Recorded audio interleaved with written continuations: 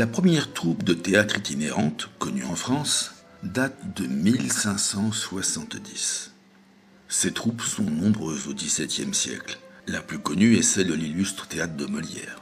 Au milieu du XIXe siècle, on voit apparaître les théâtres ambulants, dits théâtres démontables ou théâtres forains.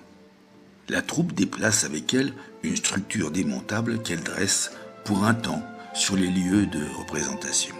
Ces théâtres familiaux sans attache ont circulé pendant près de 2 siècles dans les campagnes françaises. Le théâtre ambulant Créteurs-Cavalier a fermé ses portes en 1974. Il a été l'ultime survivant d'un art populaire devenu oublié des mémoires.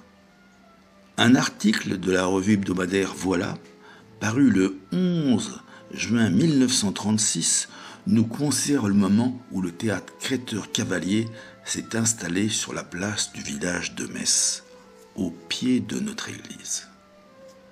Au début du XXe siècle, 300 familles sillonnaient les routes de France pour se produire jusqu'au plus près des contrées dépourvues de tout. Les familles de comédiens se déplaçaient avec leur théâtre en bois dans leur caravane. Lorsqu'on naissait comédien itinérant, on le restait toute sa vie, dès le berceau et jusqu'au linceul. Imaginez ces constructions imposantes, rectangulaires, faites de panneaux verticaux en bois ou rarement de toile. Les dimensions en étaient variables, de 12 à 30 mètres de long et jusqu'à 10 mètres de large pour les plus grandes. Au centre de la façade se trouvait le contrôle, un espace réservé à la billetterie et à l'entrée du public. Le contrôle était toujours orné de l'enseigne portant le nom de la famille. À côté de cela, autour de la baraque, on pouvait contempler l'installation des caravanes d'habitation et du convoi. À l'intérieur de la salle, la scène se dressait sur l'un des côtés. L'espace principal était composé d'un plancher incliné rempli de gradins, où toutes les chaises confortables et variables étaient installées pour accueillir le public. En fonction de la taille, la salle accueillait de 200 et jusqu'à 1000 spectateurs. Les déménagements, démontages, voyages, montages imposaient souvent 5 jours de relâche.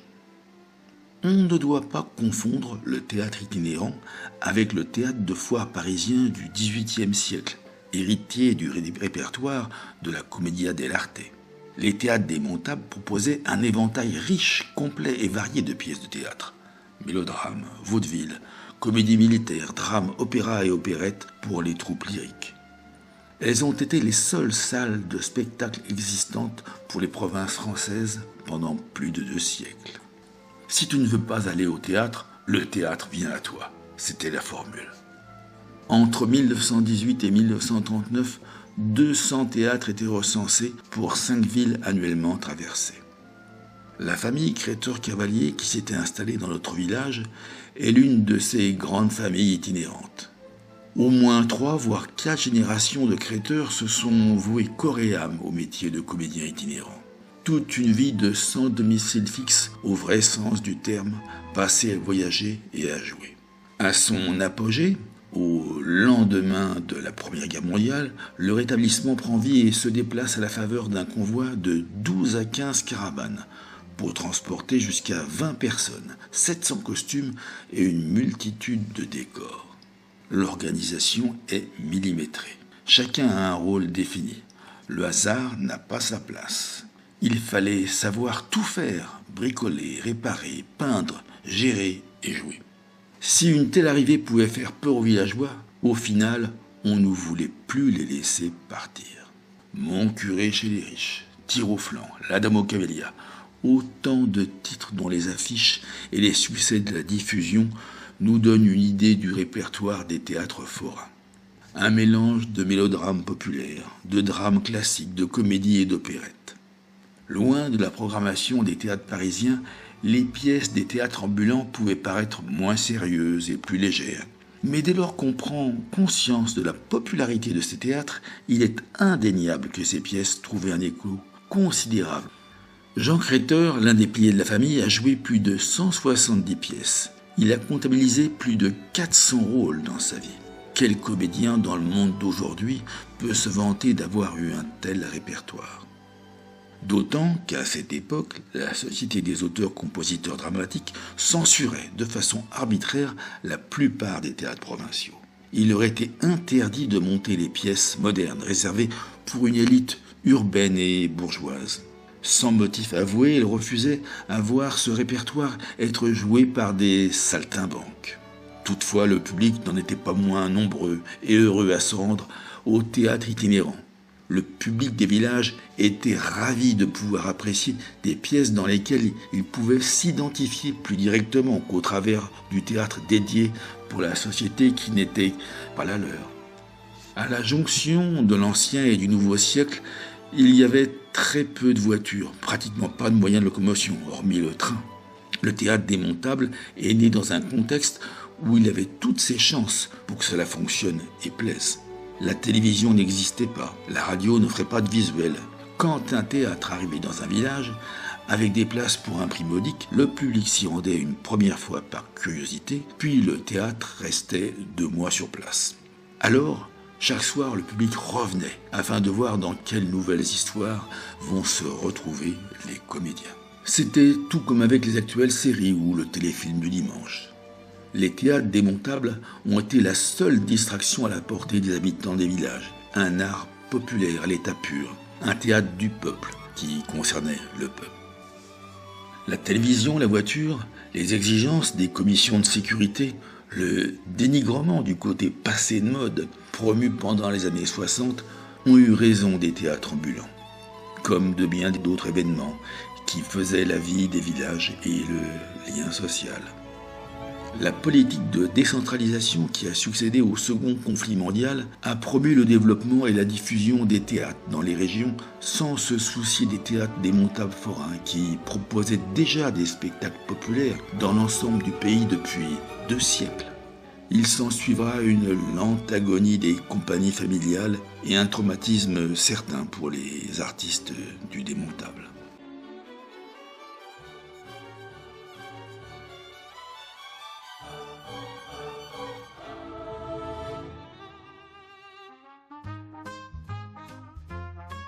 Place au théâtre, sur la place du village de Metz, en 1936. En ville, l'affiche nous avait attirés. Ce soir, à 8h30, Clotaire, Arthur Créter et sa troupe jouent La Pocharde, un grand drame façon Victor Hugo en 3 actes et 7 tableaux. Le théâtre était là, tout monté.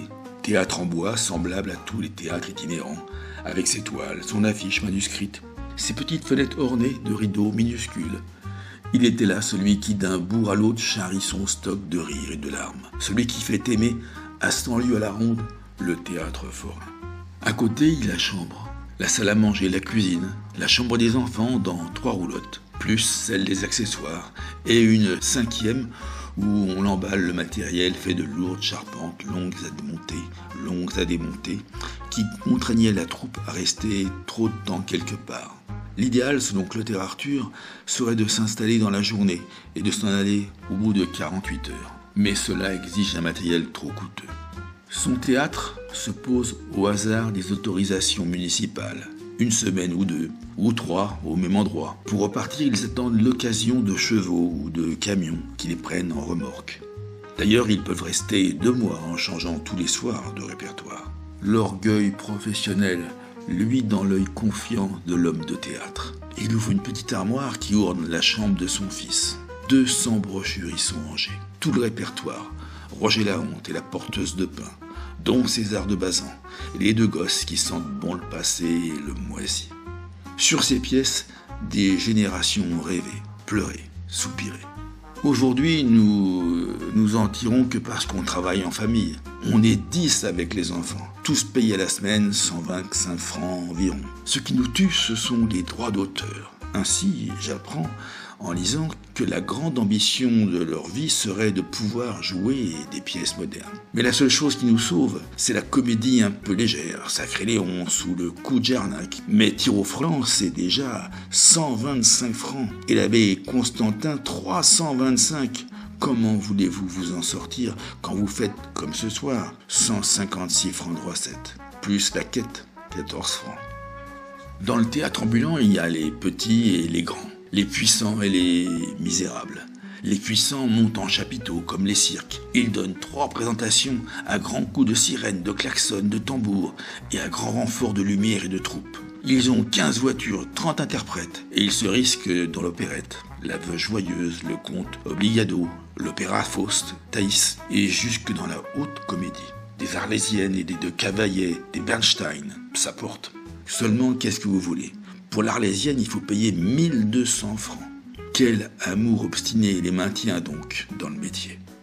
J'y suis né dans ce métier, avec une fierté sans éclat mais solide, faite de tendresse, caractère commun chez tous les ambulants.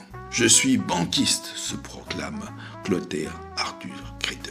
Banquiste, c'est cela, enfant de la balle, né d'un village inconnu et conçu dans un autre, roulant à travers la France, avec comme alphabet les drames où pleuraient nos grands-mères. Nous sommes des oiseaux de passage, conclut-il orgueilleusement. Et pourtant, pas d'existence plus réglée que la nôtre.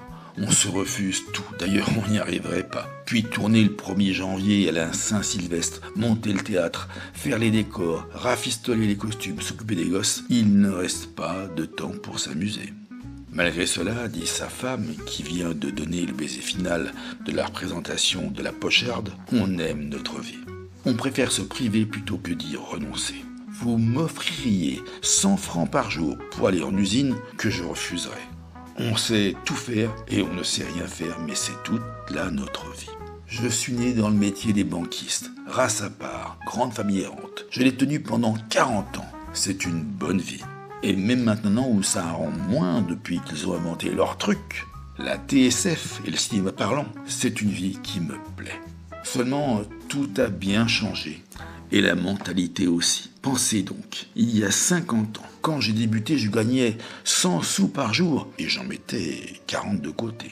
C'est comme ça que j'ai pu avoir mes 3 ou 4 sous et encore, j'ai eu de grands malheurs. Tous les ans, un enfant, j'en mettais un en nourrice et j'en gardais un, la moitié en nourrice, l'autre moitié dans la troupe. Et puis j'ai eu 3 fils tués à la guerre. Si je les avais encore, ils m'auraient aidé. Ils auraient repris le métier après moi. Clotaire Arthur Cavalier débuta chez les autres. Il s'agit de gagner de l'argent de la voiture, la première arme du métier. Il s'exhiba dans les cafés avec sa femme. Je me mettais sur la place, j'annonçais un spectacle pour le soir. Je savais faire de la gymnastique et jouer du piston. J'ai appris tout seul étant gamin. Sou par sou, j'ai eu 500 francs et on est parti avec ma première voiture. Peu à peu, j'en ai eu 8, 10, 15 à 20 personnes dans ma troupe. Alors il sort une carte postale où s'étale une longue maison basse, avec praticable et rideaux drapés. Au fronton, une pancarte. Théâtre Cavalier, drame, comédie, opérette. J'y mettais 600 spectateurs. Et voilà le théâtre d'un de mes fils. Le théâtre est peint sur une assiette. Sur les murs et sur les meubles, partout, on retrouve les théâtres de la famille. S'il pouvait parler, soudain, on entendrait nommer un à un tous les villages de France. J'assurais moi-même les réparations et l'administration. Pour enseigner ma troupe, je prenais un régisseur, un artiste que je connaissais capable. Et quand on mettait une pièce nouvelle au répertoire, j'allais la voir dans un municipal avec celui qui devait interpréter le premier rôle. On apprenait les gestes et l'intonation. Et après, on répétait 5-6 fois, et parfois 10 fois, jusqu'à connaître le rôle par cœur. Je n'ai eu qu'un système, tout faire pour contenter mon monde. Maintenant, les auteurs nous tuent. Autrefois, on payait 6 francs pour jouer Roger Lahonte. Ici, fille du garde-chasse, tout ça valait 6 francs. Et puis, le cinéma et la TSF, ça défigure nos pièces. Pourtant, si vous avez quelques sous à dépenser, pourquoi ne pas venir les voir jouer au lieu d'entendre ça dans des appareils ? Mon fort, ça a été le spectacle de famille, avec nos gosses. D'ailleurs, on n'aurait pas pu jouer autre chose. Et puis, je n'aime pas les pièces incorrectes. Les femmes qui se déshabillent en scène, les allusions et tout ce qui plaît aujourd'hui, franchement, est-ce que c'est du théâtre ? On a mis le contrôleur des wagons-lits au répertoire. Faut bien vivre. Mais vraiment, on n'aime pas ça. Moi seul, je n'aurais pas pu. Tenez, je me rappelle Pierre Girard dans Le Petit Jacques, un de mes plus beaux rôles. C'est une pièce infernale à jouer parce que le juge d'instruction commet un crime qui ne se découvre qu'à la fin. Et je me laisse accuser parce qu'on me donne 100 000 francs pour dire que je suis le coupable. Eh bien, c'est dur de tenir au milieu des gens qui crient « salaud !» et que des femmes pleurent. Mais ça faisait le temps des bonnes soirées, celles où on a eu du plaisir.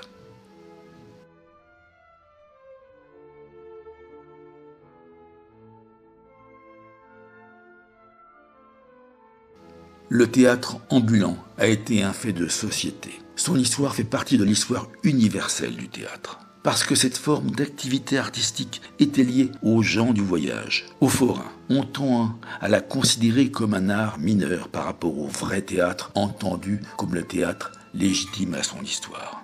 On insiste souvent à faire imaginer l'idée que la France était dépourvue de tout théâtre en province avant la fameuse décentralisation théâtrale de l'après-guerre. Mais c'est faux.